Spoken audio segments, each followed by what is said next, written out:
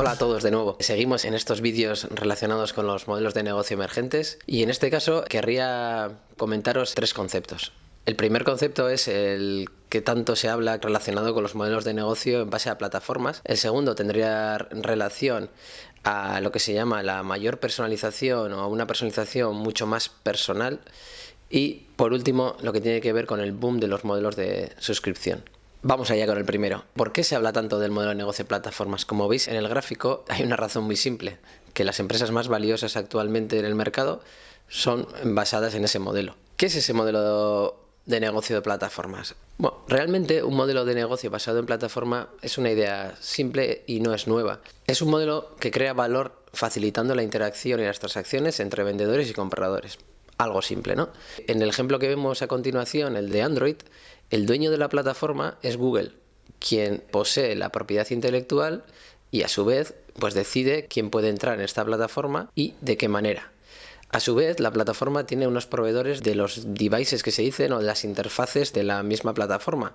¿Quiénes son en este caso? Pues son los productores de los teléfonos móviles o smartphones. Y esta plataforma, constituida por esa propiedad intelectual de Google, que es dueña con esos interfaces, facilitan que proveedores, en este caso de aplicaciones, vendan su oferta a usuarios de los teléfonos. De esta manera se hace un intercambio tanto del valor, pues lo que yo con esas aplicaciones puedo hacer, y a su vez se genera pues una transacción económica o una transacción en base de datos. Vamos a ver tres características de este tipo de modelo a través de un ejemplo, en este caso el de Airbnb. La primera característica es que los activos son, digamos, ligeros o son activos poco gravosos, en el sentido de que Airbnb no posee o no tiene ninguna propiedad ni de casas ni de hoteles.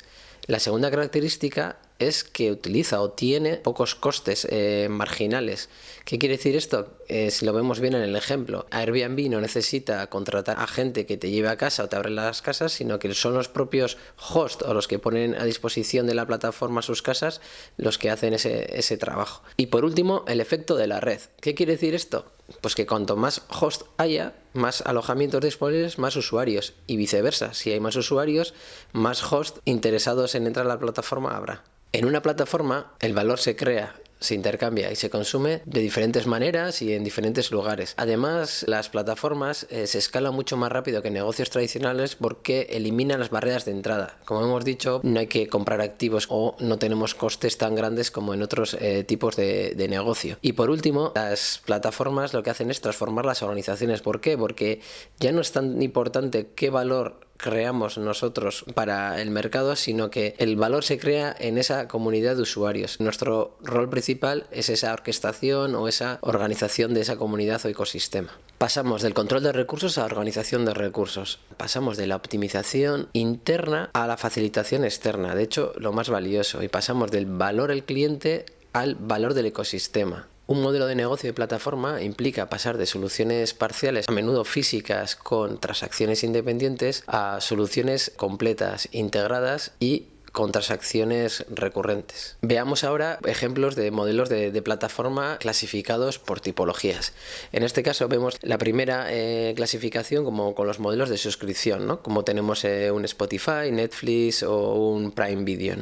También tenemos los modelos colaborativos, que puede ser, como hemos visto, el Airbnb, BlaBlaCar, Uber o otro tipo. También tenemos modelos de crowdsourcing, pues todos estos modelos que hemos conocido en la última década, como el Wikipedia, Waze o Google Translator, pues son también modelos plataforma. Modelos de agregación de oferta, donde se agregan las diferentes ofertas en un mismo sitio, como pueden ser pues de comida, como Just Eat o Uber Eats, o de temas vacacionales, como puede ser Trivago o TripAdvisor. También tenemos modelos de gamificados, ¿no? Que son también plataforma, como puede ser de aprender idiomas como Duolingo, 8Bells o We Are Testers, por ejemplo. Y por último también tenemos modelos de negocio digitales o realidades mixtas, ¿no? Como pueden ser un Pokémon Go, Amazon Go Grocery, donde se cambia pues toda la realidad virtual con la física. No queríamos olvidarnos de otras formas de hacer que se están creando dentro de lo que son las plataformas, que son las Social Cooperative Platforms.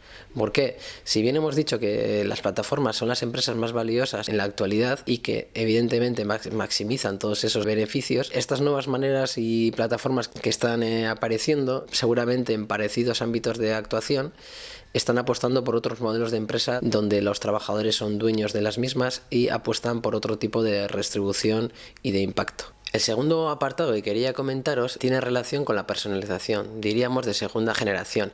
Lo que está ocurriendo es que las tecnologías, los datos y los análisis están permitiendo a las marcas crear experiencias mucho más personalizadas y humanas que antes. El Machine Learning o aprendizaje automático está mejorando mucho la lectura y la reacción a las emociones humanas. Algoritmos más sofisticados están permitiendo a los programas interpretar otro tipo de datos, sobre todo auditivos y visuales, y además, están permitiendo interpretar mucho más eficazmente esas emociones y poder dar una respuesta o una propuesta de inmediato. Existen ya marcas y programas que te proponen, por ejemplo, pues una canción, un tipo de maquillaje en función de las emociones que estás transmitiendo en ese momento. Y también está ocurriendo que a través de otros tipos de lecturas, tanto de sonido como visuales, y donde estés situado, pues una tienda, por ejemplo, te proponga qué producto comprar en ese momento, ya no solo por tu histórico de compras, sino por tu estado emocional del momento. Por último, os quería hablar sobre otro concepto o tendencia que está emergiendo, que es el auge de los modelos de suscripción. Realmente siempre, lleva en tiempo, pero actualmente estamos teniendo un boom de los mismos. ¿Por qué? Seguramente por tres razones. Una, por el aumento del uso y de los diferentes tipos de canales digitales. Segundo, por las posibilidades con todo el tema de los datos de hacer marketing directo. Y por último, por la economía colaborativa, modelos de economía colaborativa que se están dando. Los modelos de negocio basados en la suscripción realmente tienen una promesa irresistible, ¿no?, para cualquier negocio. ¿Cuál es? Pues que genera ingresos recurrentes, todos los meses tenemos un ingreso, y segundo, la capacidad de tener una lealtad mucho mayor de los usuarios. ¿Por qué? Pues porque continuamente estamos en contacto con ellos y le conocemos mejor y somos capaces de retenerlo o de ofrecerle cosas para que esté más tiempo con nosotros. Como veis en la imagen, estos modelos de suscripción para su éxito radican en dos componentes. Uno, dar un valor racional excepcional, y por otro, pues un valor emocional profundo. ¿Qué quiere decir esto de valor racional excepcional? Pues que les tenemos que ofrecer un coste menor, en el sentido de que si yo quiero que una persona se suscriba un año a mi servicio, digamos, el coste anual tiene que ser menor del de pagar un mes, por ejemplo.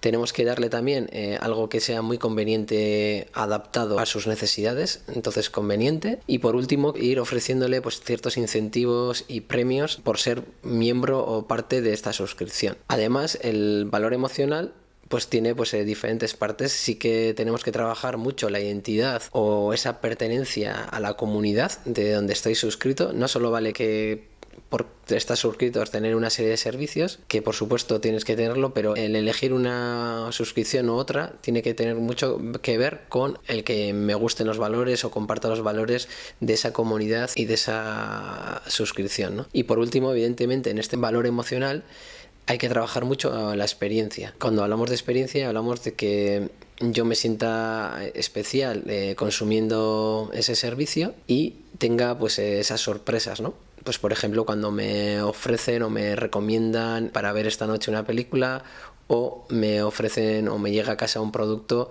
que realmente no había pedido, pero que me satisface mejor que otros que suelo comprar habitualmente en esa suscripción.